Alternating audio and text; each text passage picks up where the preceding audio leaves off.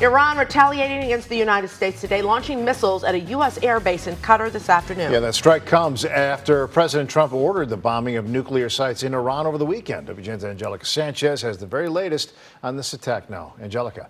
Good evening. Well, Iran says the number of missiles sent to Qatar matched the number of bombs dropped by the United States. 19 missiles in total were launched. Only one hit the ground. We're learning the damage was minimal. President Trump on social media says this attack was expected.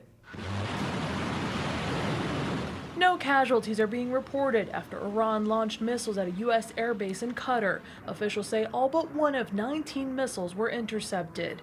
Qatar closed its airspace Monday after Iran alerted the U.S. Iran's Supreme National Security Council in a statement saying the base targeted by Iran's powerful forces was also a significant distance from urban facilities and residential areas in Qatar. It added this action posed no danger to our friendly and brotherly nation of Qatar and its honorable people. The Islamic Republic of Iran remains committed to preserving and continuing its warm and historic relations with Qatar. You know, you have to remember Iran or Islamic Republic is a dictatorship.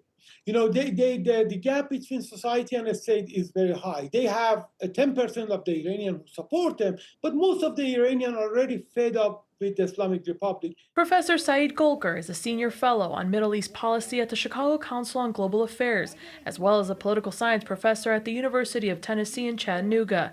He says Iran's response to the U.S. bombing of Iranian nuclear sites over the weekend shows the Islamic Republic is not interested in escalating the conflict in the Middle East, as its current power structure lacks support. Why the regime try to retaliate, not escalate? Because they are not sure about what the response of the population is. If the Americans are coming and attacking and getting involved with the war, the possibility of the mass uprising will continue and the regime will collapse.